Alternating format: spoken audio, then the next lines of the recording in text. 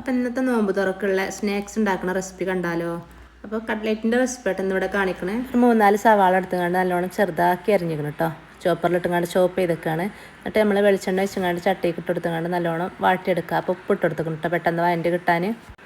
പിന്നെ ഇഞ്ചി വെളുത്തുള്ളി പേസ്റ്റ്, പിന്നെ പച്ചമുളക് ചെറുതാക്കി അരിഞ്ഞത് അതും ഇട്ട് കൊടുക്കുക. പിന്നെ കറിവേപ്പില ചെറുതാക്കി അരിഞ്ഞത് അതും ഇട്ട് കൊടുക്കുക. അപ്പം ഞാൻ ഉണ്ടാക്കുന്ന കട്ട്ലേറ്റിൻ്റെ റെസിപ്പിയാണ് കേട്ടോ ഞാനിവിടെ കാണിക്കുന്നത്. അപ്പോൾ ഇതിൻ്റെ ഫുൾ വീഡിയോ നമ്മളെ ചാനലിലുണ്ട്. അപ്പോൾ മുഴുവനായിട്ടും എല്ലാവരും ഒന്ന് കണ്ടു നോക്കുക. പിന്നെ പൊടികളായിട്ട് മഞ്ഞൾപ്പൊടി, പെരുംജീരകത്തിൻ്റെ പൊടി, കുരുമുളകിൻ്റെ പൊടി, ബിരിയാണി മസാല, ഇത്രമാത്രം പൊടികളാണ് ഇതിൽ ചേർത്ത് കൊടുത്തത്. അപ്പോൾ ഈ പൊടികളുടെ പച്ചമണം മാറുവോളം നല്ലോണം വഴറ്റി കൊടുക്കുക. പിന്നെ ക്രഷ് ചെയ്ത് വെച്ച ചിക്കൻ ഉണ്ടായിട്ടോ. ചിക്കൻ ഞാൻ ഇന്നലത്തെ ബാലൻസ് ഫ്രീസറിൽ വെച്ചതാണ്. അപ്പോൾ അത് ഇട്ട് കൊടുത്തുകൊണ്ട് നല്ലോണം മിക്സ് ചെയ്യുക.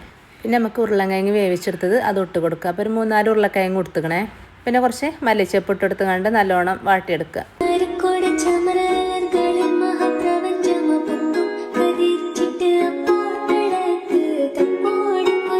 പിന്നെ ലാസ്റ്റായിട്ട് ഇത് കുറച്ച് ഗരം മസാലയും അതേപോലെ ഒരു ടീസ്പൂണ് കുരുമുളകിൻ്റെ പൊടി ഇട്ടെടുത്ത്. അപ്പോൾ നമ്മൾ മസാല സെറ്റായിട്ടോ. അപ്പം നമുക്ക് കട്ട്ലേറ്റ് ഉണ്ടാക്കിയെടുക്കാം.